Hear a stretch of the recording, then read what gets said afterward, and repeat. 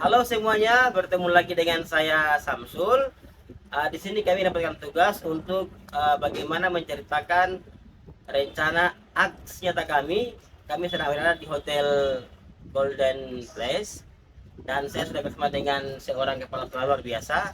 Beliau ini kepala sekolah SD Kristen Haruru. Oke, beliau akan menceritakan segala hal yang ada di sekolah beliau. Mari kita dengarkan apa yang terjadi di sana. Silakan, Ibu. Selamat siang, Bapak Ibu sekalian, para guru, kepala sekolah hebat yang berada dimanapun se-Indonesia. Bersama saya, Sarci Agustin, Kepala SD Kristen Harulu. Saya adalah Kepala Sekolah YPPK Dr. JP Sitanala Cabang Masohi, tepatnya di SD Kristen Harulu. Gambaran situasi di lembaga pendidikan kami, awalnya ketika saya seleksi untuk menjadi kepala sekolah penggerak, saya berada di antara ke-13 rekan kerja, guru, dan 2 tenaga pendidik kami yang situasi para guru saya saat itu, mereka memang mempunyai tingkat kemampuan yang dibilang di bawah rata-rata, teristimewa pada penguasaan IT. Nah, situasi ini menjadi tantangan untuk saya untuk bagaimana mengembangkan lembaga pendidikan ini ke depan. Mungkin itu gambaran situasi lembaga pendidikan saya dengan jumlah siswa 209 siswa dan punya keterbatasan ruang kelas yang punya 11 rombel namun hanya mempunyai 6 ruang belajar. Ya Ibu, dari apa yang tadi Ibu sampaikan mengenai situasi, kan tadi ada gambaran bahwa punya ada 11 rombel tapi cuma ada 6 ruang belajar, lalu dan juga para guru juga mereka punya keterbatasan atau kemampuan untuk IT.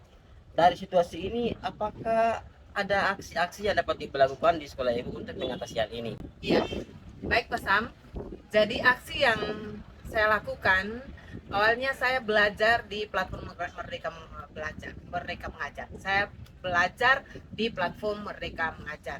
Melalui modul-modul yang ada, saya menyelesaikan beberapa modul dan saya bisa membentuk komunitas kami.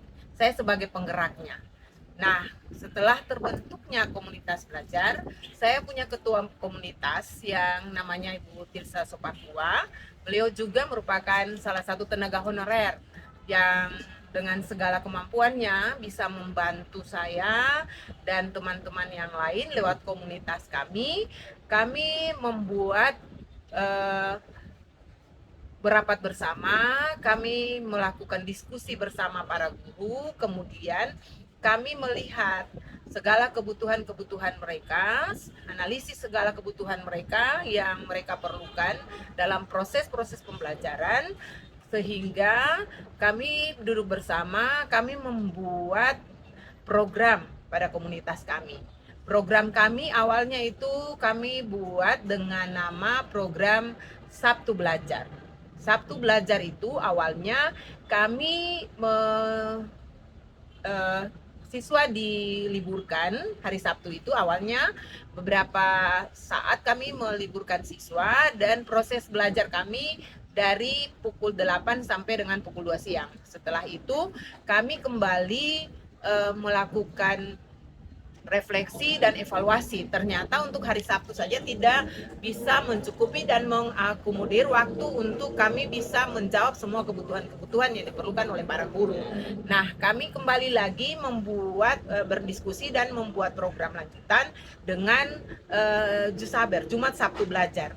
Namun waktu yang kami manfaatkan itu ketika siswa pulang dari sekolah pukul 10 dan pukul 10.30 kami guru mulai belajar sampai dengan pukul 14.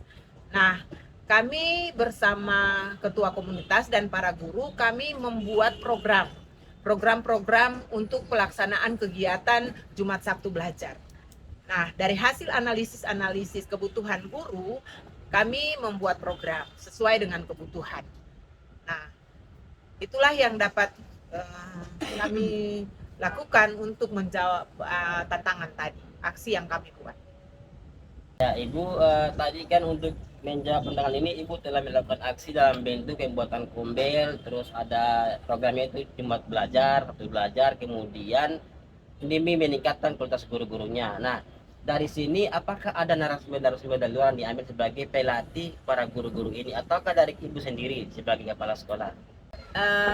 Untuk narasumber berbagi praktik baik di komunitas kami, saya sebagai pemimpin pembelajaran, saya mengarahkan para guru dan kami juga mendatangkan narasumber berbagi praktik baik, diantaranya itu Pak Nurin Ahmad, Pak Yosef Pejaleta untuk membantu kami dalam memanfaatkan IT dalam proses pembelajaran.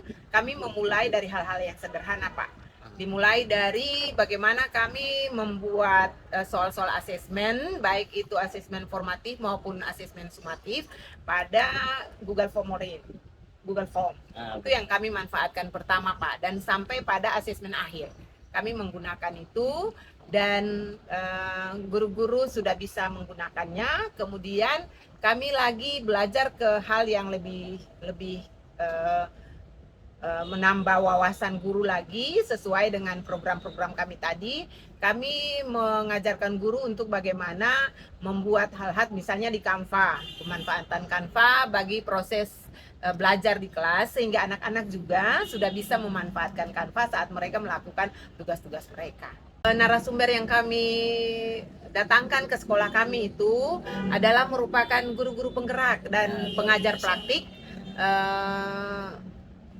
guru-guru penggerak angkatan 1 dan juga kepala sekolah penggerak. Beliau itu Bapak Nurin Ahmad dan juga pengajar praktik. Ya, guru-guru hebat yang memang sudah bisa membantu kami dalam berbagi praktik baik demi peningkatan mutu dari tenaga pendidik atau guru yang ada di lembaga kami. Dari situasi, tantangan, aksi yang Ibu lakukan sudah sangat luar biasa dan juga ini mungkin jadi contoh untuk sekolah-sekolah lain. Dan yang terakhir Ibu, setelah ini bagaimana hasilnya, apakah mengalami peningkatan para guru atau makin turun nih, atau mereka makin malas-malas? Kan zaman sekarang ini kan orang mau kerjaan banyak, boleh urus siswa, urus ini, lalu bagaimana dengan guru-gurunya Ibu? Apakah mereka mengalami peningkatan atau stuck di tempat begitu? Alhamdulillah, syukur bahwa setelah kami melakukan pendampingan lewat komunitas belajar kami, ada peningkatan yang kami rasakan.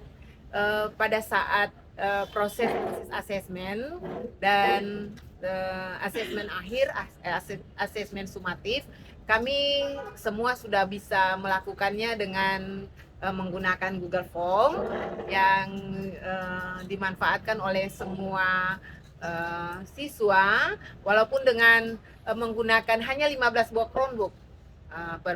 Pemirsa, hanya 15 buah Chromebook, kami bisa mengelolanya dengan cara menggunakan shift dalam saat pemanfaatannya, dan hasilnya sangat maksimal.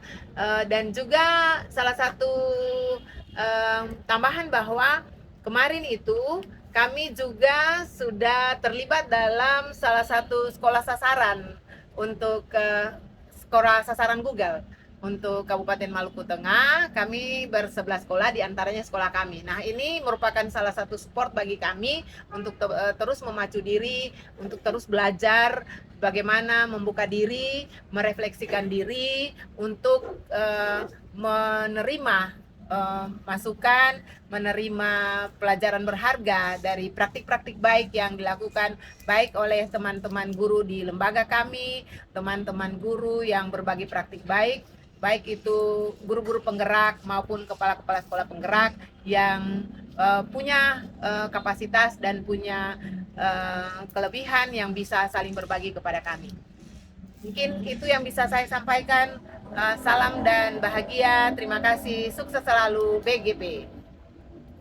Ya, baik Bapak Ibu, luar biasa hebat. Tadi sudah semua disampaikan oleh Ibu Sarce, kepala sekolah yang luar biasa.